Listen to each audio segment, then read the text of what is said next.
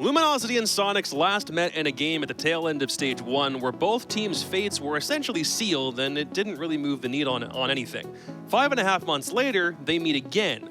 One having been to their first ever international LAN, and the other picking up one of the greatest players of Rainbow Six that has ever walked this earth. What happens here? I don't know. It's a Thursday night thriller on the North American League. I'm Jacob, he's Laxing, he is Foxay. I've been looking forward to this one all day.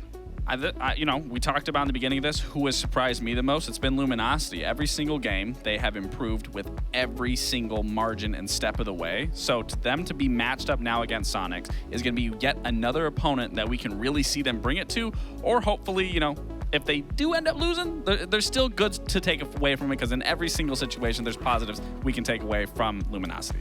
Yeah, I mean, obviously, Luminosity is the underdog in this matchup, but the preparation that we've seen, I mean, it doesn't look like the inner workings of an underdog team. They definitely slowly but surely are making our way into that top tier of teams. It's just going to be a matter of taking down some more of those top teams, and this could absolutely be a first start if they're able to shut down a very hot Soniqs. Yes, Soniqs did lose one game last week, but still, I mean, if they can called take a blip them down, on the radar still. Yeah, Soniqs is still, a lot of people are saying they're the top team in NA currently, so it would be a big task to still take them down, or at least keep it close. I mean, just given how hot the stage started for Soniqs, you might be able to put almost any team into an underdog position against them. But for LG, for right now, it's great to be able to put them into an upper echelon more consistently than we ever have. And last time they played, they trounced M80 on Labs 7-3 and just felt like they had Big Yellow's number the entire time. Yeah, it's, teamwork makes the dream work for this roster. That's the best way to put it. They have been playing extremely well again with every single game that we see them. And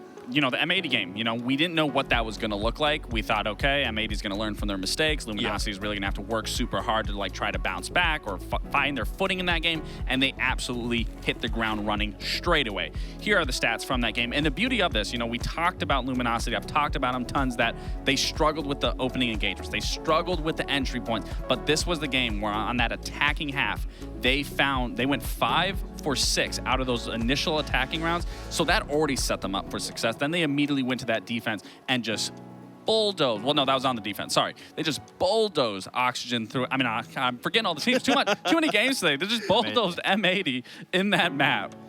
So a lot of time was mostly just spent doing what? Stalling M80 for time. And then in the few attack rounds that they did play in that game, felt like they were really, really good on their executes, right? I mean, Luminosity absolutely knew where they needed to be to win the game. They knew that it was all about the vertical play, because M80 wasn't playing that in their first game against Soniqs. So LG had the time. They played the positions they needed to be. Yeah, and I got some clips for you here. We saw this before with the M80 topic here, but this just goes to show with how well LG has been playing, not only in terms of their team play, but in terms of their individuality, because we've seen scenarios where they overstep, they get overzealous, they can't play a position, they move too much, but this is a spot where Eddie just plays it beautifully. Sure, he's not getting another kill, but he is stalling time. He is wasting 30 seconds here, and again, he doesn't have to do anything. He knows that he just has to play his life. He can waste as much time. It's now a 3v3, and again, that time is so important here because the time dwindles down. This will get fast forward, and now you see 10 seconds. It's still a 3v3, but they were so focused on where the rest of the players can be, how they can put it, and even in this position here, once again, LG is just playing it safe, and you see the man-man advantage just keep trickling down from M80, and then it goes into this next round. Wooz is being droned here. M80 want to press him. They want to get the man advantage. They want to clear him. He plays it safe. He gets this kill, and you can see on the left side of the map, 2 players are coming down the stairs to help Wooz here. They immediately get the man advantage back. They immediately fall back to site, whereas before maybe you see them split up, but now you see this attack ground. They look flawless in this. They understand what they want to do. We talked about M80 when it was in this map. They weren't playing the fundamentals, but LG was doing this. You have someone covered in garage. You have 2 people playing storage. You have a 4th up top to watch through this breach in the floor to make sure this bomb can go down successfully. And it's because of these basic fundamentals and because of how LG has been improving throughout each and every single match that we are seeing a night and day difference team from this roster, and it's plays like these and rounds like these that is setting Luminosity up for so much success and looking far better than we've ever seen them before. And a lot of that comes from the prep that we keep highlighting. I mean, Luminosity, obviously, in each one of those clips, you can see the exact position that they know that they can win. Once post plant's down, they can play it from above. They take the blitz down. Eddie can stall their time. They're understanding the game at a level that top teams look at it. They're able to win rounds without needing to do too much. They just do enough. They get the advantage that they need, and then they force the other team to make the mistakes. And it really is a night and day difference from LG Stage 1 to LG Stage 2. It's been a long, hard road for them to do it because where most of these guys were in the T2 to T3 slums for a really long time, now getting Woos, who was just one in Element 3, onto this roster, it feels like everything is gelling in a way that it feels really good.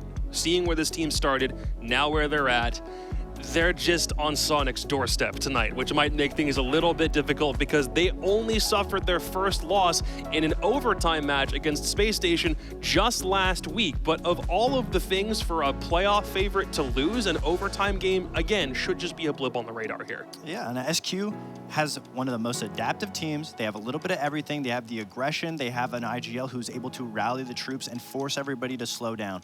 Ambi said in week 1 that there was no growing pains when it came to this team, and we listened to him, and we saw the growing pains in their games, but they were fixed round after round within the matches. But last week, in week 2, SQ looked human, and we'll show you exactly how they looked human. In man advantage or man deficit situations, SQ was so slow to helping each other in these clutch situations. They weren't connecting the dots and making sure that they were in positions to trade each other, and that just has to go with, it's not about the map, it's not about the way that SQ played. I believe that going up a 6-3 round advantage was the issue with Soniqs. I believe they got overzealous, and this round is a beautiful one where Soniqs is in a 3-on-3. SSG reads the defense beautifully. They know that Surf is on blue stairs and Canadian's bottom main. 3 SSG members rush into the site. Great read from SSG, and where is the rest of Soniqs? Grixer's going to go down in the site, but where is the rest of Soniqs? They're still crouch walking around to get to their sites, and that just is a little bit of a hiccup, and it is still growing pains, but it just, to me, it looks like SQ got overzealous. They believed that they should have won the round at 6-2, 6-3, and they just stumbled and kept fumbling rounds, and there was no adaptations that we saw in that week 1 SQ.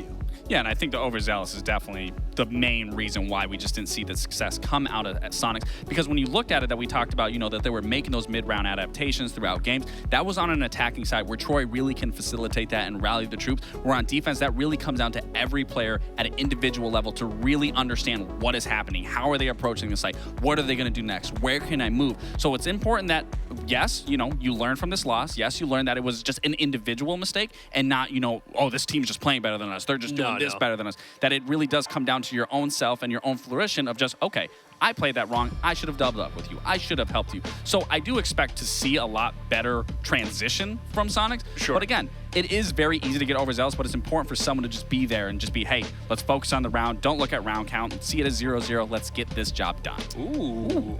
I remember there was a time where Soniqs absolutely did not want to play Cafe under any circumstances. Times are different. That was a couple years ago. In this case, though, LG having final say between Bank and Cafe, and they go for this. Thoughts? I mean, I think both maps would have been maps that you haven't seen Soniqs on yet, and your Luminosity, you thrive on the prep. You're just going to go to a map that you probably feel comfortable on and that you can limit what the other team is able to do out of surprises. And Cafe is a map that you can't do too much diversity on. It's a very linear map, very default areas to enter the map. We're going to talk about Clubhouse playing the same way. People have been saying that about Cafe for ages. Yeah, exactly. So the areas that you enter the map, it's very limited. So if you're Luminosity, it's a good way to put a muzzle on a very loud SQ. Yeah, I agree with that. But starting on that attack half, it's really going to be hard trying to get into the site, get into the map, because Soniqs are no slouches. They like aggression just as much as LG has been playing. And we've seen LG, they've been doing really well with getting aggressive and then knowing how to set that tempo and tone it down a little bit. But Cafe is a whole other beast, especially when you're on those top floors and mid floors compared to a basement. There is a lot of teamwork that you have to do with clearing from a top down, or even just clearing if it's a middle floor that you have to get a general idea of, can they be in the basement? Can they be in the top floor? Yeah. So it's really going to come down to Luminosity here to read the map a lot better than what we may have seen from previous maps. This will be a really good test to Soniqs' new playstyles that they've learned. Because when I look at a previous SQ roster, none of these players, to me, stand out as passive enough players to thrive on a map like Cafe. So I'm very excited to see how this new and improved SQ will handle it, especially with having Canadian leading everyone. You both picked Soniqs for this one, but given how much we talked about LG, how begrudging was that pick? Like, would you have picked LG under any other circumstances if it wasn't Soniqs here? I I don't think I'm going to switch my prediction, but I'm not saying switch, but if LG are doing this good, you're like, oh man, I have to pick against them. This is the best map I think LG could have went to, in my opinion. Okay. I just think no matter what map it was going to be, it's going to be a slugfest. I don't see this just being one-sided nonetheless. But again, I'm just more excited to keep seeing LG improve. And if they can get an upset here and beat Soniqs, great. If they can't, I think there's still going to be a lot that we can look and take from this from a watching perspective and be like, I really like what Luminosity did. I really like what they tried to do. But I don't want to be like, oh, I don't really like what Luminosity didn't do that. I don't like that they're not improving. Because again, they have kept a trend of performing every single game, every single step of the way. So I want to see that consistency. You want to know what I also just realized? I remembered that this is the team that Surf played for just previously. Didn't play it in the NAL, but did just play it overseas with this roster, and now he has to face them now here in our final game of the night. Parker and Jesse are going to walk us through this one, and I hope that this is just a preview of what playoffs have in store for us in a couple of weeks. Yeah, I think this will be a pretty good matchup, Jesse. I got to be honest with you. I am missing my Canadian flag in the back, but you have red and white in your background, and I have a red and white mushroom that looks kind of similar, but the people have already lost it because now instead you've got a beautiful snowy shot of Russia. Isn't it crazy how Cafe's always snowing? 12 months of the year and the season never changes. That's wild, isn't it, Jesse? Oh my God, it's your favorite part of the day. Yeah, you know what? The cafe never changes, neither do the bans. Soniqs will ban out Dokkaebi, which is what I was expecting from them, and LG have banned the same two operators every game so far this stage. They've been Monty and Azami. They are playing against one of the best Monties in the world, so they will take that out. Interesting to see if they ban Azami. I know that's one that Soniqs have banned a lot as well. I expect they will stick to their guns and take that operator to the board. It can be so powerful. Oh! No, that's a pulse ban instead. You see Canadian actually went, ooh, he was a little bit excited by that one too. Definitely catching some players off guard. We'll see if Soniqs then answer back with their own Azami. I kind of think they will. They will take out Azami instead. I wasn't sure what they would ban because historically Soniqs have banned Azami themselves on Cafe. Soniqs have banned a lot of Azami throughout this stage, so yeah, I kind of thought that we might see that, but nice to see the pulse coming out. That can be a really powerful operator, especially for like mining, dining. There's some cool strats you can do. Definitely a target ban towards what they think Soniqs might be trying to pull on some of these defenses, and against one of the best pulse players in the world as well. Kind of target banning Canadian through this game so far. Oh, it is nice to see Cafe. I feel like I never get to cast this match. I don't know, or cast this map. I don't know why we so seldom see Cafe. There are just certain maps that I always like, and it's funny because just obviously this is unrelated from the teams. I used to despise this map. Like I used to really hate it. I hated playing it. I hated watching it. Skyscraper was in the same vein as it, and now after the reworks, Skyscraper and Cafe are consistently two of my favorite maps. It is crazy how much just a couple more hatches and changes to kitchen and stuff like that can make a map more viable. So I honestly believe Cafe is the best rework so far of all the competitive maps. I know people will probably dog on me for that or think otherwise, but the beautiful thing about opinions is that mine is always right. So yeah, it's a really great little fun fact. So off to the races, by the way. Is Eddie on the blitz? Nothing really abnormal that we see from either side of these teams in regards to operators.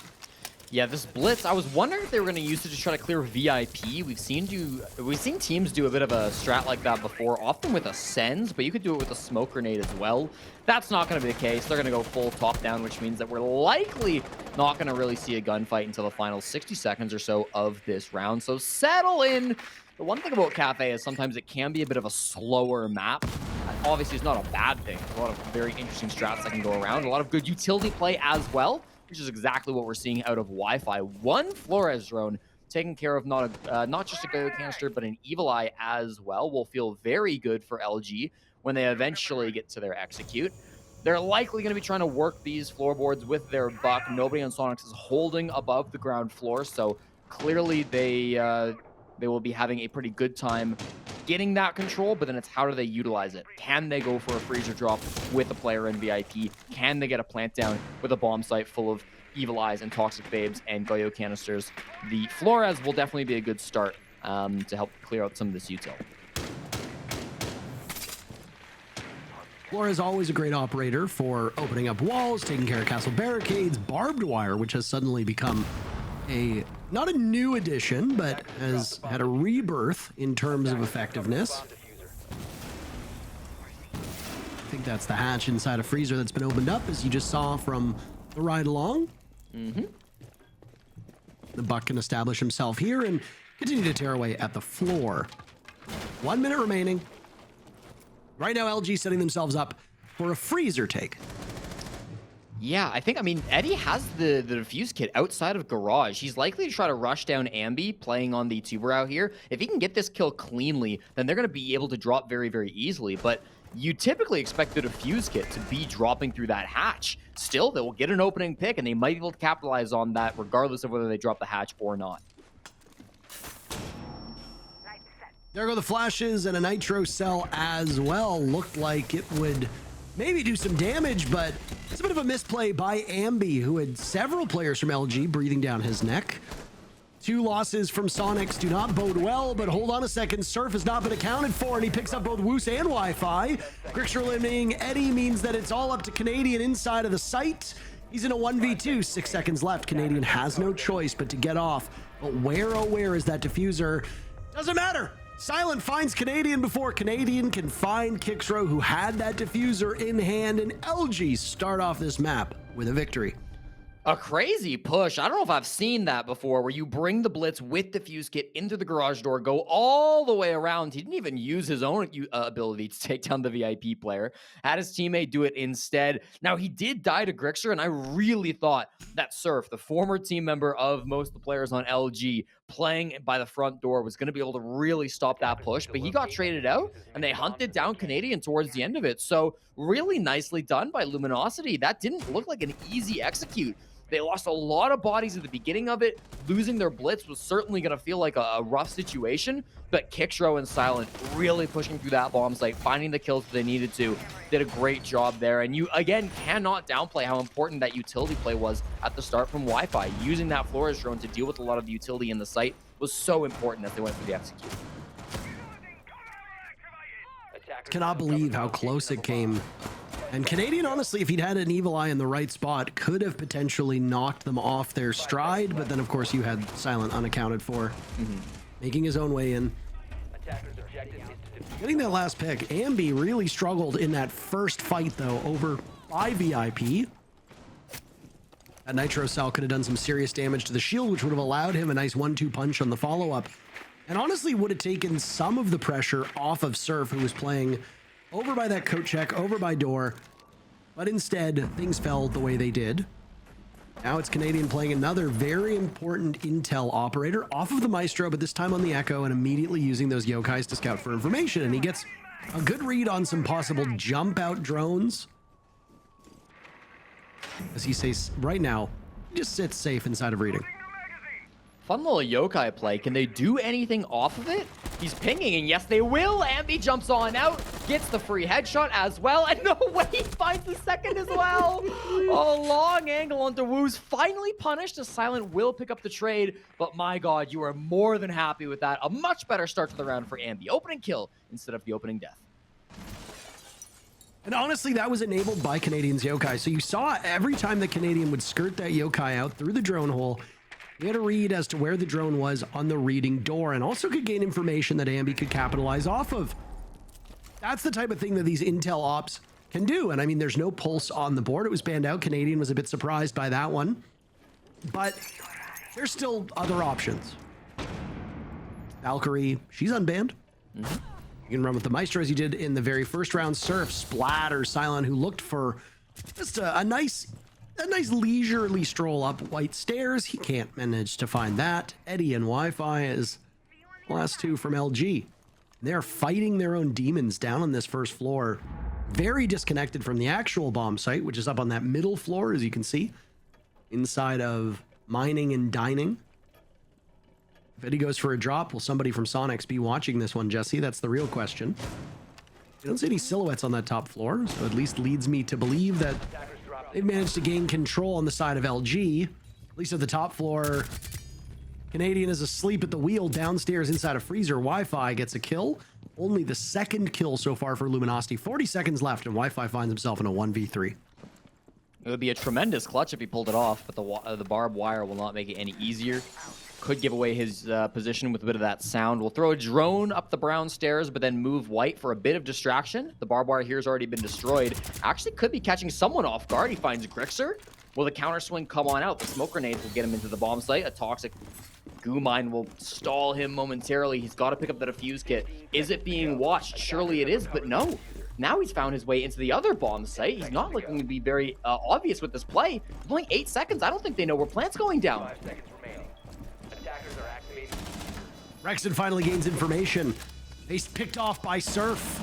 A nice joint effort from these two players, and it was a possible win for LG if they'd flicked well, but a bit of a celebration on that diffuser as Soniqs are eager to equalize. They get the job done.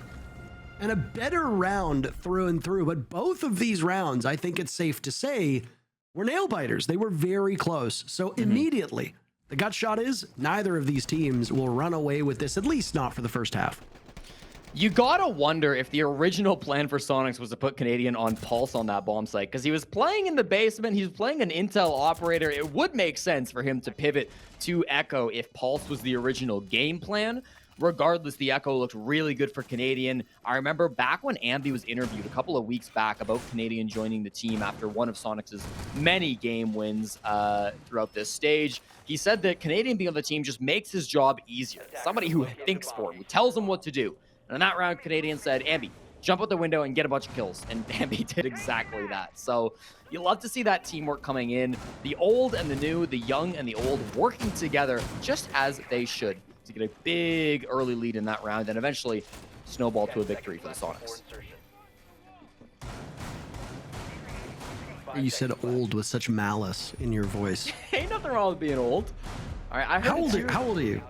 I'm 25 years old, Parker. You're 25 years old. I'm How old is 25. Canadian? Canadian is the ancient 28. Is that real? Like, do you know that for a fact? Yeah, he's 28.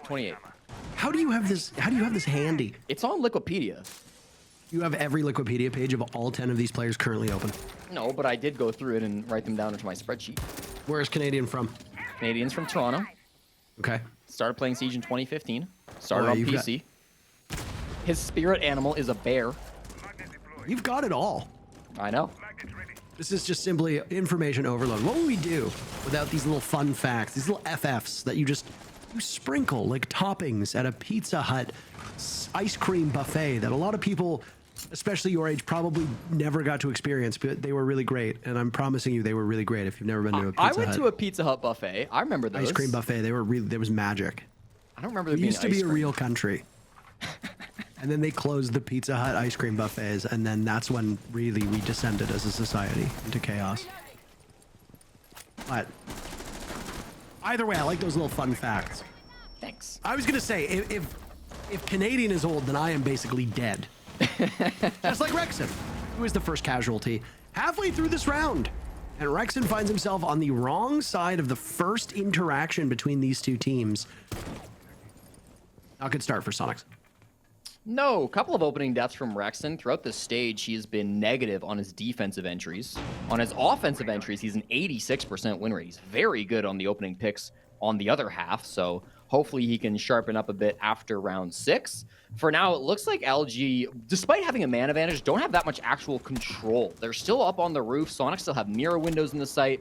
They still have both Surf and Ambi locking down that top floor. They're trying to work some picks from these windows. They're trying to get on in, but the castle barricades will really make it difficult. The utility comes out. They could be swinging into Cocktail any moment here, and that will force Ambi to fall back. He doesn't get flashed, though, so he steps up instead, and the Firebolt sends him back. He doesn't know what he wants to do, Parker, but for now, he's still alive. Nitro Cell killing Eddie will equalize things. Canadian looking to live very long, very far into this round.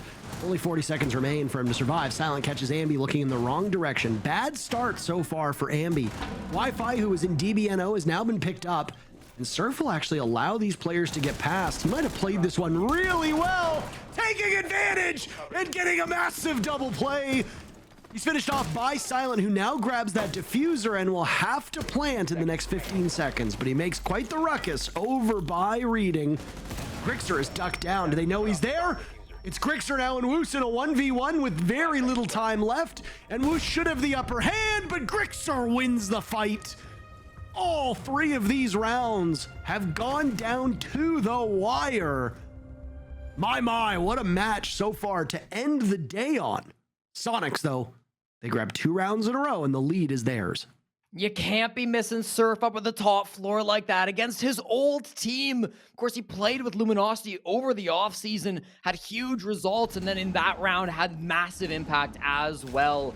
They didn't quite know that he was up there. They got 1 kill immediately onto Rexon. Then they killed Ambi. They're like, surely that's the top floor clear. I mean, we're all the way inside of Cocktail. We didn't miss anything, right? Wrong. He was inside a bathroom, went inside a back bar, and then just didn't stop moving. He avoided those drones, avoided the intel, got 2 kills, nearly got the 3, and then Rexon, my God, not Rexon, excuse me, Grixer, my God, late in that round, having a massive impact, his second clutch of the stage, really coming up big in the 1v2, so good with those shots. The first position, I think, was copywritten by Gunner. He maybe stole that one. We might see some infringement claims being utilized, but the second gunfight, my God, how do you win that? So difficult with no cover. I mean, these 2 teams are both very equally skilled in terms of gunplay, at least from what we have seen so far. It has just been, the term that I've been using recently is pugilism, and I do think it applies here. Parker, I am a dumb math major. I don't know what that means. Pugilism is like fighting with fists. Like okay. fist to fist, like, you know, coming to blows. Okay. Would you like pugilism? That's the profession or hobby of boxing. There you go. Wow, okay. Learn something new every day. Pugilistic is waiting to fight or to hit somebody. Basically, like, pugilism is just like, you know, fist to fist. You know where I first learned the term pugilism? The video game Perfect Dark back on the N64. So, and you're old. thought we already determined this. Remind me again what game you were playing on every flight to LA. I was playing Drill Dozer, but look at Ambi! An just opening drilled pick on the Wi-Fi. He did. Yeah, he did, Parker. Yeah, he did. Great opening kill. Stopping the lurk from the Nook, coming up brown stairs. And this push is almost under its way. It's already taking control of Cigar as they've made their way through the top floor. And it's Canadian down below on a different C4 operator. There's no pulse to be had, but he's on the mute instead. Look at Silent already deep into the site. They are well under the way, and he's looking for his pick. And he manages to get it onto Grixer. Grixer won the engagement previously in the round right before this. Rexon still alive. He's making his presence known. Call up to Eddie and Kixrow. Eddie, his assault will be on back bar. Somebody's thirsty, and it's Canadian. A nice, refreshing kill onto Eddie. Kixrow still outside on rappel with just a little bit over a minute to go. This has been a very exhilarating round so far. LG wanted to set a very brisk pace. It did not work the way that they wanted. Now it's up to Kixrow as he drops through red. Now in Cigar. He sees the bomb chassis, a quick flick over to Piano. Oh, you don't want to deal with those 2 black mirrors. He knows there's somebody over there. A nade gets tossed out. Flash is rather eaten. And there goes the nade too. As it's eaten by the Wamai disc. Nobody from Soniqs really aggressing through Piano. They're just letting Kixrow take up all this space. Will he find somebody? He does. He finds Canadian, but in the wrong direction. Canadian kills him with a shotgun. The round is SQ's. An interesting push, honestly. I kind of like the idea coming out from Luminosity. They tried to really take control of the pace of that round. Had it not opened with an opening death on the brown stairs, I think it could have gone a lot better. Imagine the Nook makes it up there and then is able to kill Canadian, who's maybe more focused on C4ing than actually taking fair gunfights. Then maybe they can execute in with Gridlock and Capitao and have this explosive entry. It just didn't really pan out the way that they wanted it to. Partly due to some great picks by Ambi, partly due to some great late round play by Canadian. From both teams, it felt like they were pretty aware of the situation, so you really got to credit Soniqs for being on top of that. lovely to see. I do think for LG, controlling that pace is going to be important. They are the #1 team when it comes to converting opening picks. Throughout the stage so far, they have an 89% win rate when they get that opening kill, a ridiculous stat line. But of course, getting it is sometimes the hard part, especially when you're up against guys like Ambi. So that's going to be something they're looking forward to for the rest of the game. Keep an eye out on that if LG continue to go for these fast, aggressive pushes. I don't think it's bad in concept, but they got to be doing it a little bit better. They've so far not been too successful when it comes to catching Soniqs off guard. Yeah, I mean, I don't dislike the way that LG is trying to play, but Soniqs are very patient. That previous round was a great example of that. 4 players from Soniqs still alive, all holding those angles, not bothering to engage in fights. That's a very different look from this team. And I say that because in previous iterations of Soniqs, we have seen players maybe get a little bit too antsy. Maybe Grixer goes for a swing when he shouldn't. Maybe Ambi does the same. Better patience was displayed by Soniqs in that round. And I think obviously the 2 big changes for that, Super stepping in as a coach, and Canadian stepping in as the IGL. Both of those people have been on the record multiple times about hating over-aggression. Play your role, do your job. Just as we saw LG do. Canadian on Solus, given a bit more freedom, roaming on that top floor. He goes for an engagement. It does not work out his way. Soniqs now in a 4v5, and Luminosity is inches away from striking the bomb site. Woos will pick up his second now with Rexon dying. Ambi trades that one right back, but amidst the smoke, Eddie's looking for a defuse plant. He has to wade out of the way of those toxic canisters. He's picked off from Ambi from above. Those kill holes still very much working for Soniqs. And as we see with lots of linear takes on this site, Jesse, if you do not focus on that top floor or do not go fast enough, you will get picked apart. And they don't have anybody who can go up there. That said, Silent finds it regardless. Takes down Ambi, didn't even have to rotate up above, got the vertical kill, so that's going to put man advantage back in their pockets. With these Candelas, they find another entry. Surf goes down, and so does Grixer. Kicks row, great entry to come on into the bomb site and find the final 2 frags. That was looking very deadly. It looked like Ambi had all the control that he needed, playing up above, 2 vertical kills, but it didn't matter. He gets traded on the same holes that he used to get his first 2 frags, and then in horizontally came the Ying, ending that hold as soon as it was getting going.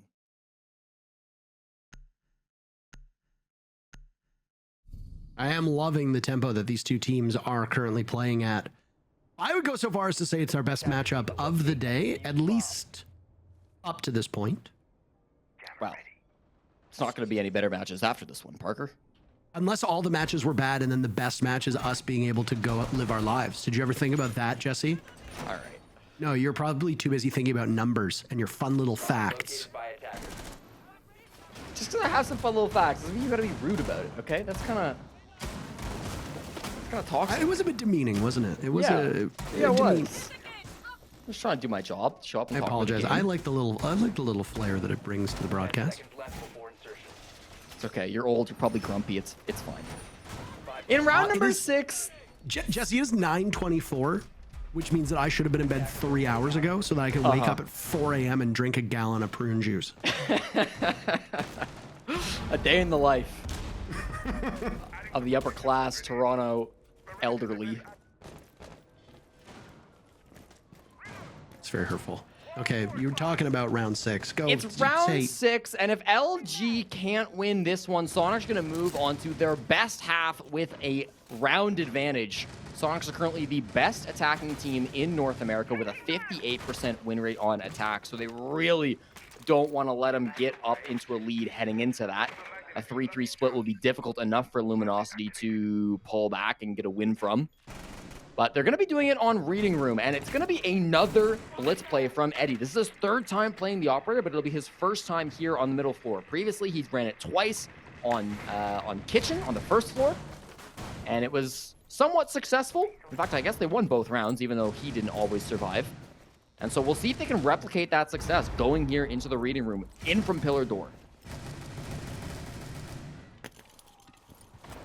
Was there kill holes again that were a problem for Luminosity? Is, well, they didn't Didn't really pay them much attention last time around. Eddie is off to the races. Sprinting into reading, and he's already got one visual over towards Laundry. Grixer holds the cross, and Kixrow drops Ambi. It's absolute mayhem. But the kill feed starts reading orange in favor of Soniqs, and Luminosity's just got Woos and Eddie left. The Adrenal Surge popped by Silent earlier will linger, which keeps both remaining LG players at full HP. But they're going to get chipped down and chipped away, unless a miracle can happen. Woos now circling around, but he's picked apart from Rex, and once again, that top floor being too much of an issue for LG, and Soniqs basically sweep them out. Kixrow got the first pick, but then the next 5 were in favor of the team in teal. And what a first half it is for Soniqs. We kind of mentioned already how LG want to go for these fast pushes so they can control the tempo of this game. Ambi is gone. Oh, he's back. Had to get something to eat, maybe. I'm not sure. He had something there. They're trying to control the tempo on the side of LG, try to make something happen quickly, but Soniqs have been so ready for it. And with that, they'll go up 4-2, heading into what again I mentioned was their stronger side of attack. Only by 1%, admittedly. They have a 58% attacking win rate, 57% defensive win rate. So it's not like they're a bad defensive team. But that just means that this is not going to get any easier for Luminosity as we roll on into round number 7. I like the concept that they wanted to go for a lot of these pushes. You know, I think LG, they clearly came into that attacking half with a game plan, and it worked all right. But 2 rounds is certainly less than they hoped to get in the first half.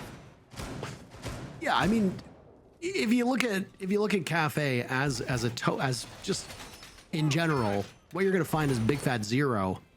I tried crunching the numbers, but it has yet to be played in NA. This leaves just Bank and Layer, by the way, as the 2 maps that have not been played in this region. Skyscraper's been played once. Same with Border. It's pretty striking stuff that basically every single matchup has been either Clubhouse, Consulate, Nighthaven, or Chalet. That's basically it. Just sticking to the same 4 maps over and over and over again. But I mean, teams will stick to what they know. But either way, for a map like Cafe, it was actually attacker-sided for quite a while, and then things started to switch around, and it started to see a bigger set of numbers for the defenders. As of late, if my memory is correct, it's pretty much a coin flip map. Yes, it is defender favored, but not enough to make a huge difference. The team going 4-2, starting on defense, yeah, that seems pretty okay for a map like Clubhouse. So while Luminosity got very close on a couple rounds, but ultimately came up short, this has not been a disastrous first half for them. They have plenty of opportunity to keep this close in the second half. We'll see what they can do with it. They're currently holding with a couple different floors. They've got 3rd floor, 2nd floor, and 1st floor all under their control. Woos is down here technically on the white stairs on the main floor, not really holding the bottom floor, but at least does have a presence according to our HUD. These 3 players up above, you'd expect to be the first ones to find themselves in gunfights. Silent would love to be playing in a zombie in this room. Of course, it banned out. That's one of the things that does tilt Cafe to be a little bit more attacker-sided with that zombie ban. So that might be helping out Soniqs here in the second half. And the Deimos play also being allowed to come on out. But Eddie is inside the train. And that train also not going anywhere, Parker, as it is stuck in the museum. But it will still provide good cover for the player inside of it. I very much hope that we keep coming back to the whole train comment, by the way. Silent gunning down Surf. That's the first blood to be spilt in this second half. And Silent is a man on a mission as he's just peppering that soft wall with as many bullets as humanly possible. Wi-Fi's been called into action to assist, as those track stingers will prevent him from going back. You've also got the bees buzzing around Eddie. Silent maybe bit off a bit more than he could chew, as Canadian on the upside down rappel will equalize in numbers. The problem for Soniqs is the clock. You've got 45 seconds left. You haven't wrestled control of the top floor away from Luminosity yet, and you still need to get to that middle floor while Canadian holds that diffuser at half HP. Wi-Fi, one of the people that were still holding it, will get spotted by Grixer. Okay, maybe now Soniqs can have a bit of a brisker pace, as they've killed 15 seconds and 1 player from Luminosity. Eddie hunted down, Canadian wanting the follow-up. He will get just that. He has to go for the plant. Kixrow, the last man standing for LG. What can he do? Nothing. Ambi's waiting for him over on red stairs, and he gets the final kill. Soniqs successful in their first round of the second half. He died as he lived, in the train. Close enough. Felt like they could just pick off players at a whim there on the side of Soniqs. They did a really good job hunting down isolated roamers and then finding those kills. It took them some time. You know, the clock you mentioned was a bit of a problem, and sometimes it felt like losing the body of Surf was going to be too much, but it didn't matter because all that time that Soniqs were spending not getting kills, they were getting intel. They were finding player positions. They were using Deimos. They were using Grim. They were getting that information, and they were building a mental picture of the map, of the setup that LG were trying to run on that site.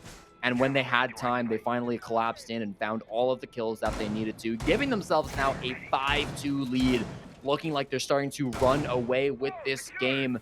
Clearly LG, they want to go back to the middle floor. They think that something was not going according to plan, and that's, you know, something that they can fix in this next round. But we've really got to see some of these players getting back in with the entries, finding some more of those trades. If they keep getting picked off solo like that, they're not going to be in for a good time. You have to play as a team. Yeah. That's really just what it boils down to. And Soniqs understand that. There will be some struggles for them, just as we said with DZ, and just as we said with other teams, there will be growing pains with a new roster and a new system. But for Luminosity, this is an existing team. They made a single roster move, which is Woos coming onto the team. Luminosity should be relatively similar to where they were before. The problem is that if you stay the same and a couple other teams make upgrades, you are actually falling behind. And maybe for a team like LG, that is what's happening. I mean, this is a team that right now is dead middle of the pack. 5th place at 6 points, tied with M80. Well, tied with M80 to start the day. Luminosity's now slipped technically to 6th. So if they lose here in regulation, they're in the very bottom of that playoff window.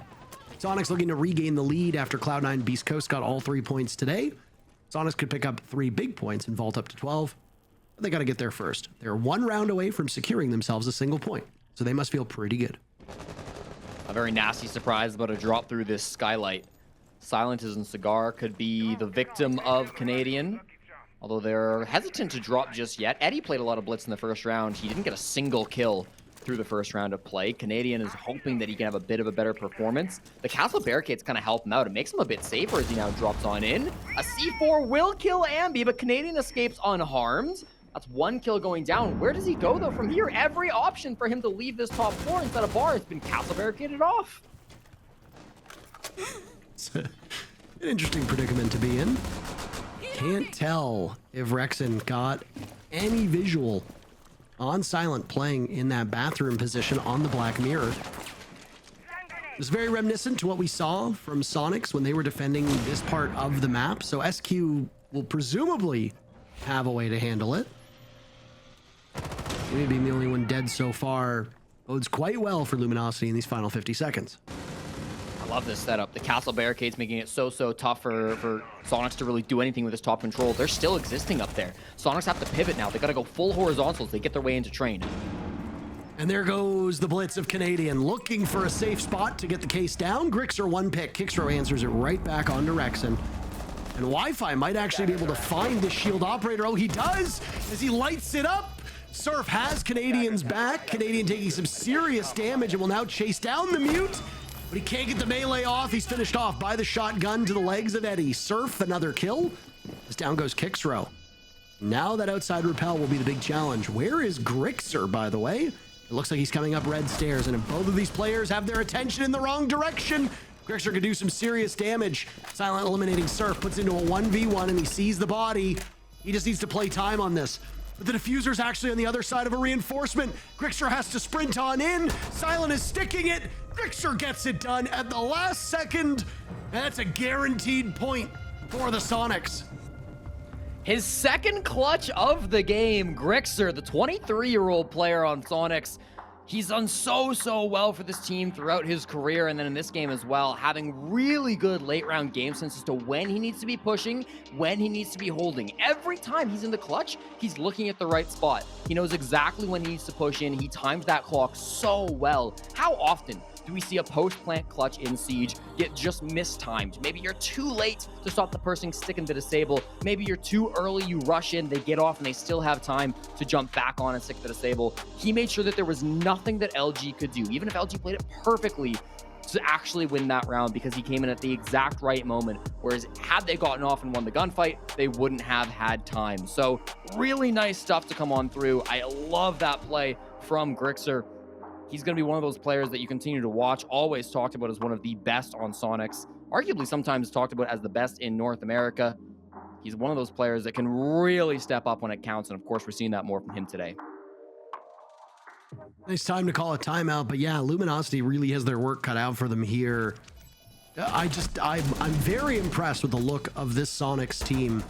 You know, they've been a consistent force in North America and have always seemingly been on the precipice of something more. But there's always been a piece missing to this team.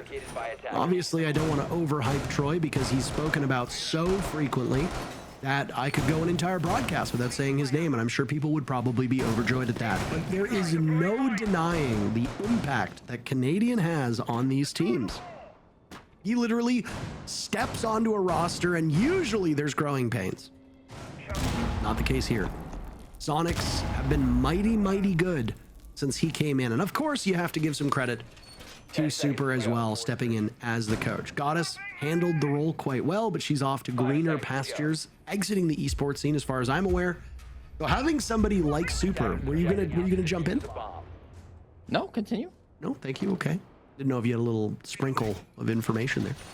Nope. She's probably playing World of Warcraft somewhere. Or RuneScape, or whichever, even League of Legends, which I believe she's been playing recently too. She streams a lot of League, yeah.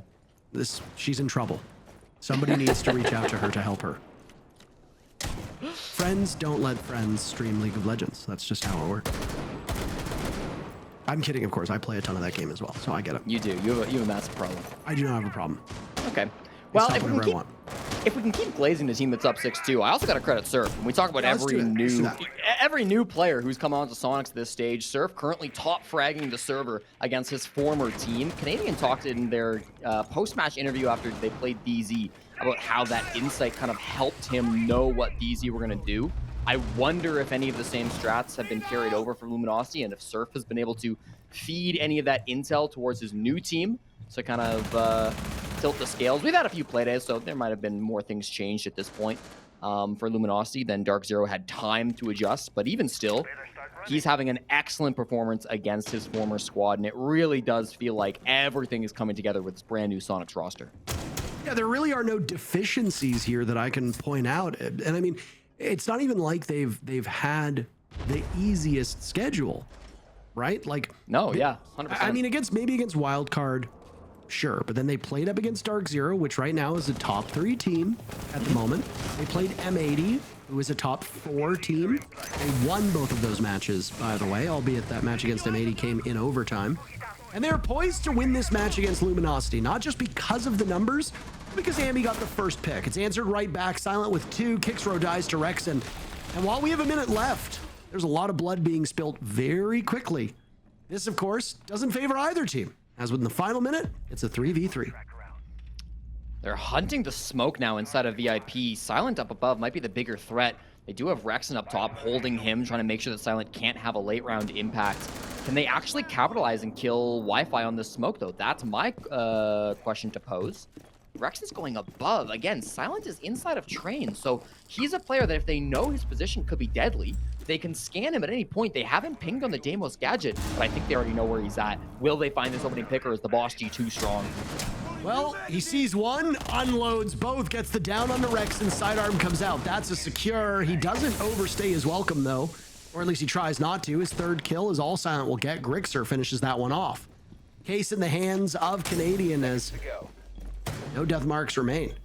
Grixer spiked, he can't run too fast. Canadian dies the shotgun of Wi-Fi, and it looks like Luminosity will hang on for at least one more round.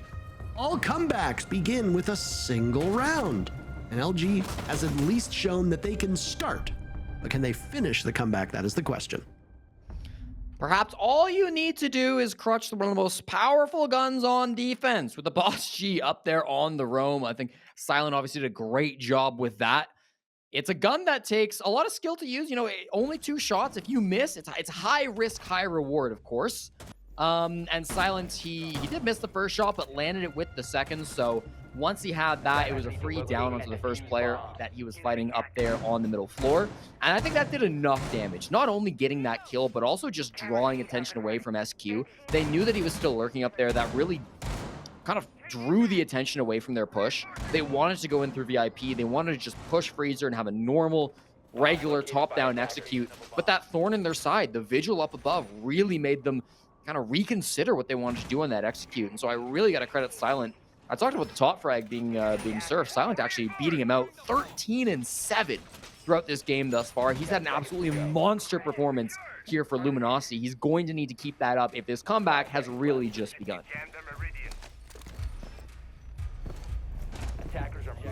13 kills for Silent. Good lord. Like I said, though, LG doesn't have a problem shooting. That's not really the issue here. Honestly, a very ballsy play. Not just one spawn peek, but a double spawn peek jump out. As Silent and Kixrow both look for a potential early knockout punch on Soniqs this round. Nobody on SQ dies. Surf has taken a tiny bit of damage. That's about it. I kind of like that, though. You know, going for aggressive plays together rather than alone.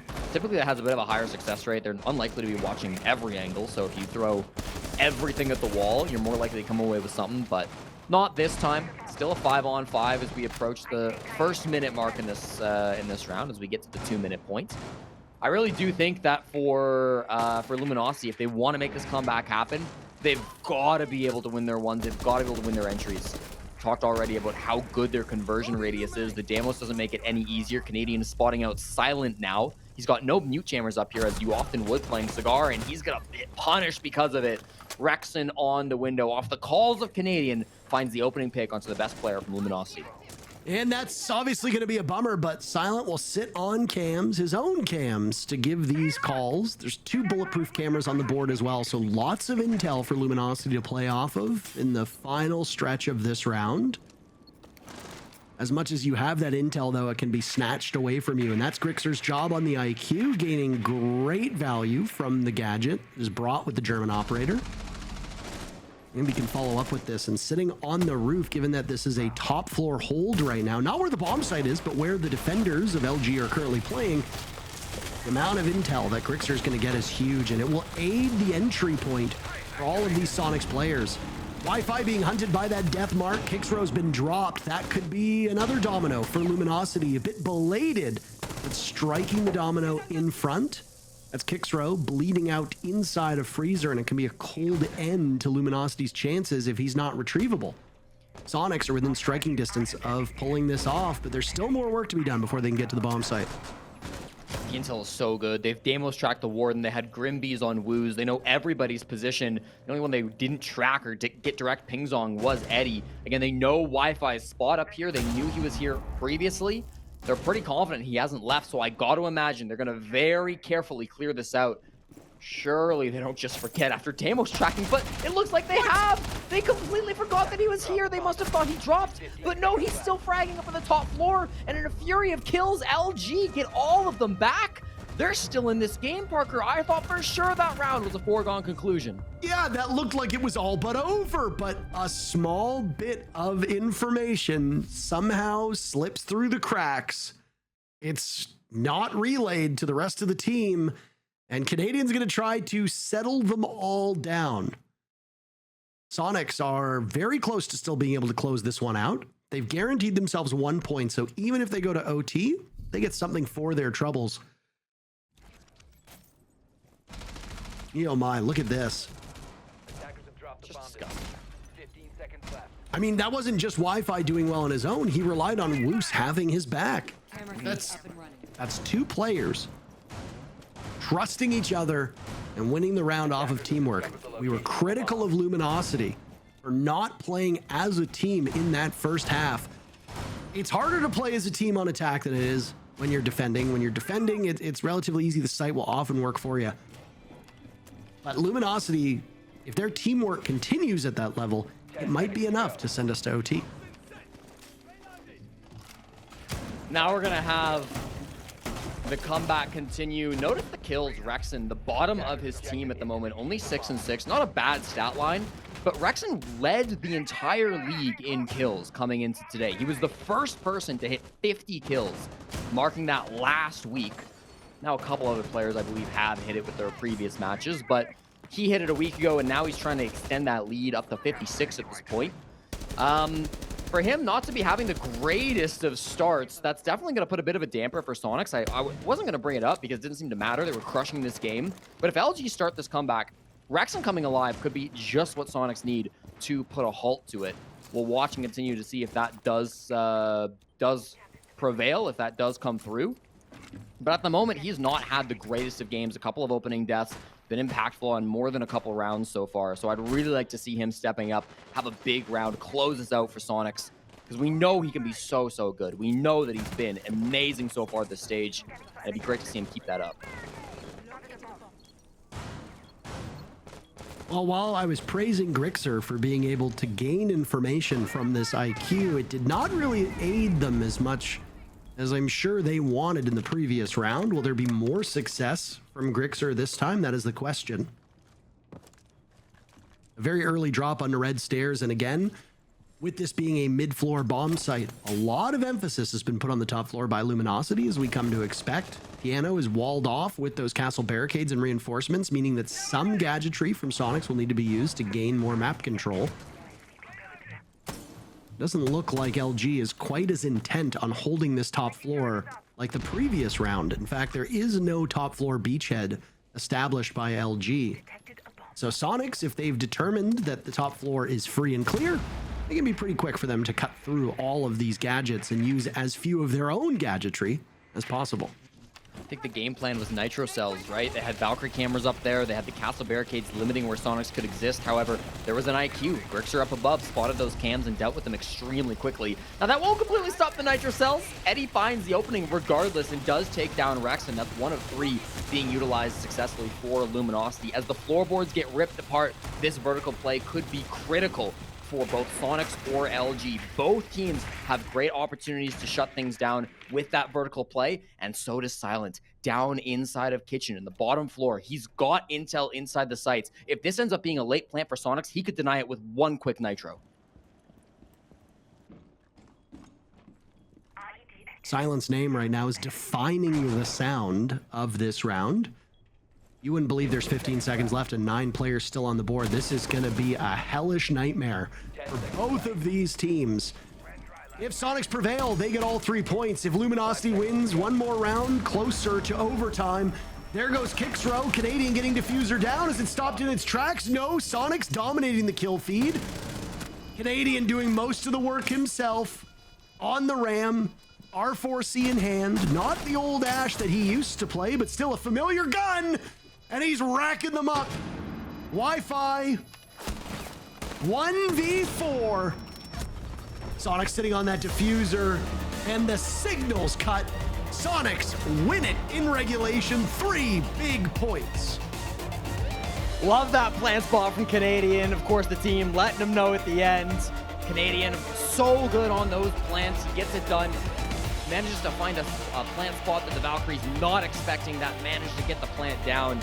Perfectly done on that execute. It was getting a little scary. They didn't have man advantage. They didn't have the time, but it doesn't matter when you have all of the kills going your way. When things are so perfectly executed and commanded by Canadian, that is exactly what you want to see. The Soniqs avoid the comeback. They put an end to it, and they will get a full 3 points to start this week.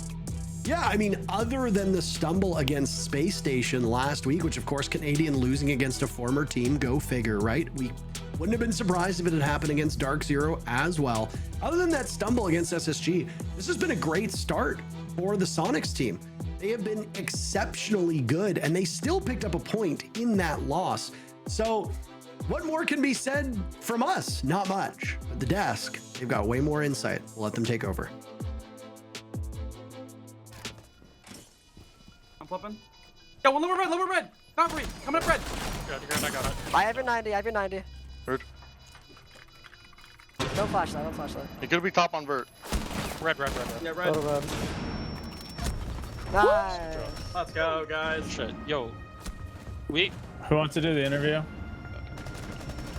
Immediately saw C9 Beast Coast take their lead momentarily away from them on the scoreboard earlier in the day and decided, nah, we're going to do whatever it takes to make sure we climb the scoreboard once again. And they do. They're back in first place. That win over LG's got to feel good. And it does make me wonder how much impact Surf had in this game just because he played with this team from before. So I wonder how much insider knowledge he had in there. For sure. I think there was definitely probably something to take from Surf here, even if his time on the roster was short. But, I mean, again, Luminosity, sure, they did lose this game, but there was so many redeeming qualities from them that had they not messed up or had a little error or a little blip in some of these rounds, we possibly could have been seeing an overtime right now or even a match won from Luminosity. I was going to say, you kind of got what you were looking for in this game. Absolutely. Even though they lost, it still wasn't too bad. No, absolutely. I mean, LG kind of came out the gate swinging, especially round one, and it took a lot of problem solving from the side of Soniqs, and Soniqs just had a really good defensive split, and they did as well as we could have expected them on a map that was made to be limiting against SQ.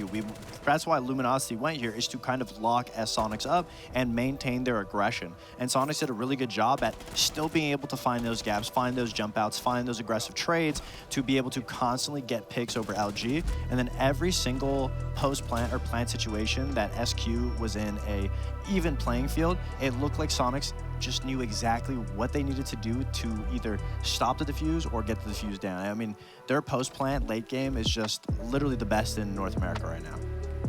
Any thoughts, Lex? Anything It was else? looking scary. I mean, it almost looked like Luminosity was going to, have that comeback. Had he just had he looked in the right position in both situations of that post plant in mining, that easily could have went in Luminosity's favor. But unfortunately, it didn't go that way. And again, it just came down to small errors for Luminosity. But overall, I mean, I'm just going to say it. I think Luminosity is up there with these upper echelon of teams with how well they've been playing. If they can get a couple more points at the back end of this stage, then they might be in really good contention for playoffs. But Soniqs, 4-2 half on defense, made the swap over, only allowed a couple of things to slip through the cracks at the very end. To your credit, that was the reason why LG had the ability to come back in a couple of those rounds. But again, Soniqs on attack, that was the killer in this game. That's the reason they won. Yeah, they were able to close it out. And of course, yes, it did almost look like Luminosity was mounting a comeback. But we know SQ to be able to problem solve within the rounds and figure out what's going on. And there was a lot of back and forth, especially on not the last round, but the round before it, where you thought Soniqs was going to win the round. They wanted to push in the site, and Luminosity, just the individual playmaking from them as well, was able to shine through where they got their picks back to shut that round down. But Soniqs knew it. They just slowed it down. They brought it back to basics, and that's what took them away. I mean, you heard Rexon at the end. He said, "Who wants to do the interview?" You know, it was like same old, same old. And the guy who we have on the interview is the guy who just played his old team in this matchup. It's Surf on the line. Dude, congratulations on the victory. It looks like a really good bounce back from the previous loss just a couple of days ago. But talk to me, dude. We heard specifically that you wanted this interview. Is there anything in particular you want to get off your chest, dude?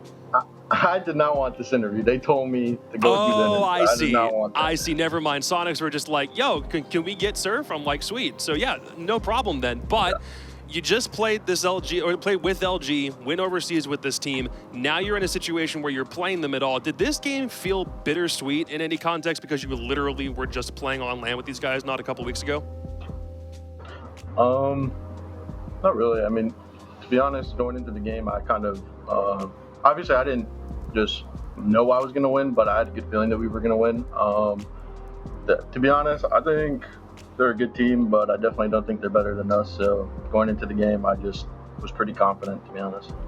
Well, I got a kind of a follow-up question with that. Obviously, congratulations on the win and your performance so far on SQ. Are you impressed by how well LG has improved from playing with them up until now?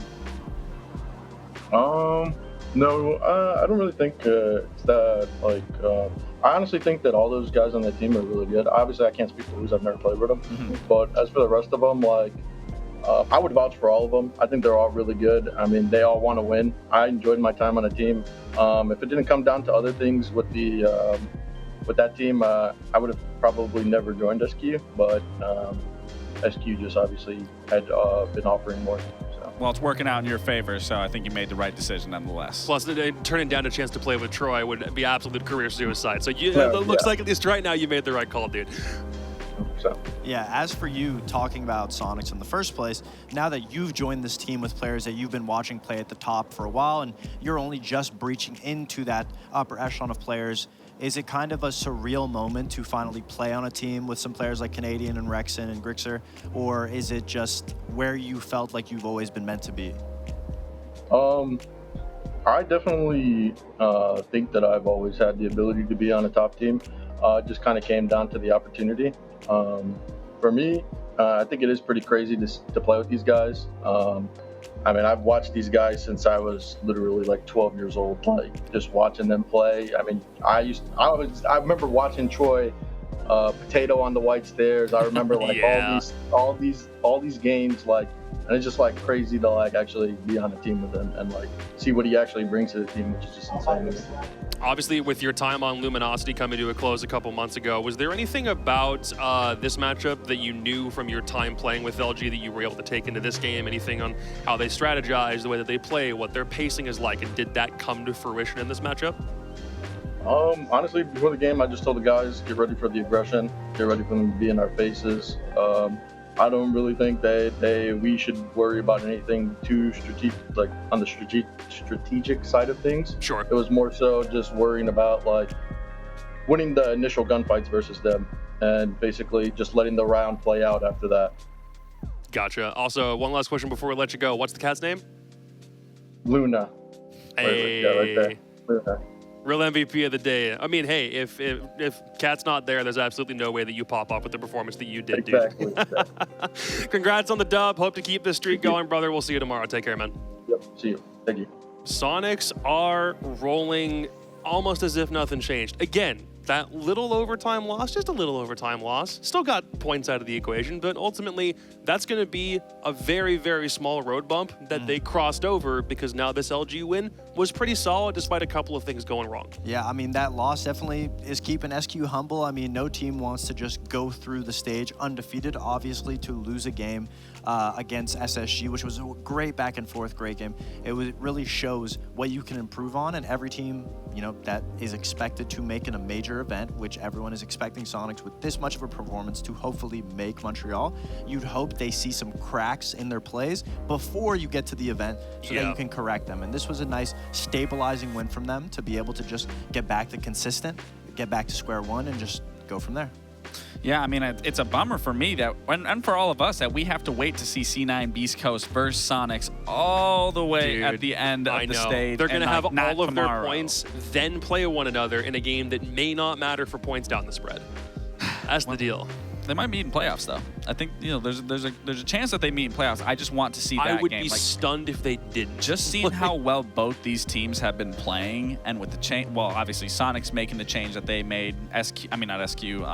Beast Coast sticking to the same routine that they've been doing. Like, I just want to see this matchup because I know it's going to be so good. I'm also curious where this puts LG in the standings. We'll pull a table up so you have an idea, because Soniqs vault back into first place. C9BC had the lead for only about an hour or so, but nope, LG's still in playoff contention, and now there's a bit of a gap opening between 6th and 7th place because Lawson, Wildcard, and OXG all lost their games today. Yeah, I mean, you guys are talking about wanting to see the Sonic C9BC game, but I think on the flip side of things, it's more anticipating the rest of Luminosity's games. Just because they've been getting better and better and better, it's really exciting to see if they will make it to this playoff stage, which hopefully they do, and then how they will fare against some of the top teams, because Luminosity is a team that absolutely can take wins against some of the top teams, and then they are usually better when it comes to like qualifying games. So for example, for EWC,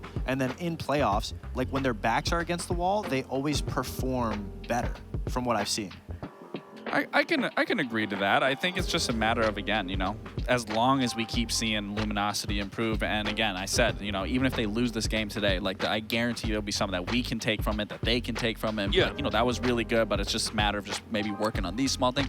And it really did come down to small errors of them losing that game. They could have denied 2 plants that they just didn't see, didn't understand where the Wi-Fi had a chance to clutch a 1v2 as well. And again, that easily could have pushed them in the winning game situation. But it's just little things like that that are important to take away from, because it's not so much your fault that you're losing it. It's just a small error that is easy to be changed and identified over a team just not playing really well. And if you compare Luminosity, what they were last stage to now, again, night and day difference in terms of performance. and it's the same roster outside of one new guy that's been added. I guess we'll find out whether LG really are the losers of the game of inches in this case, and they're going to have a little bit more time to mull themselves over on this loss because they don't play tomorrow. The schedule for tomorrow is as follows. M80 and Space Station kick us off with an absolute belter, and then we filter through even more games that are super crucial for points, including Los and Wildcard, the current 7th and 8th place teams trying to make a spot for one of those bottom playoff spots. Oh, that'll be nice, especially since you just said Luminosity is not playing tomorrow. So Los and Wildcard can, whichever team wins, will be able to kind of tie Luminosity. Every single matchup tomorrow, except for obviously the last one. So every one of those are really competitive and all the teams look equally matched up. I'm really excited for M80 SSG because I feel like SSG has not been getting enough credit for how well they've been adapting, especially on their attacks, and they've been slowly getting better. And we keep looking at them like, oh, 7-5 win, 7-5 win. It needs to be dominant, and they're slowly getting over that threshold, and they really got a great win against Soniqs last week. So I'm excited to see what they can do in week 3. Yeah, I mean, again, you know, all these games are really good. I think the most anticipated of the day is going to actually be the one that starts out tomorrow. I think so. But I am excited to just see the wild card Los, that there's a little bit of a revenge history there. But again, you know, I still want to see the bottom teams still be performing and putting up good fights that we can see them put up. But then going into that third game, Cloud9, East Coast versus Dark Zero, I expect that to be good. I don't want to just completely keep dismantling Oxygen. They're already 0-4. Eventually, they have to find a win. Can it be Soniqs? It's a possibility. They are a strong, you know, Soniqs are a strong team. But he doesn't agree. Again, it's, you know, I don't like to just keep. Huh? It is a possibility. I mean, their games are close. They aren't getting blown out of the water. Let's be real here. It's not like they're getting 7-1, 7-0, 7-2. Like, the games are close. It's just they aren't getting past that threshold of winning. Are they going to do it against Soniqs? I don't believe so. But it's a best of one. Anything can happen. Anything can happen. Anything can happen. Anything could happen. Anything can happen. Pigs could fly, I guess. I mean, I don't know. Anything could happen. Well, Oxygen are still going to have, I mean, they have everything to prove to us still at this point, but I think every other game on that docket is going to be close, even if the reasons why Los and Wildcard is a close game might not be for the exact reasons that you expect. Tomorrow's going to be a fun one. Thank you for joining us on Playday 5. We are more than halfway done with the round robin stage at this point, as every team still tries to come as close as they possibly can to that minimum playoff threshold. For everybody here at Philadelphia HQ for the NAL, thanks a lot for joining us. We'll be back again, same time, same place, yet again tomorrow night for even more North American League action. Have a good night.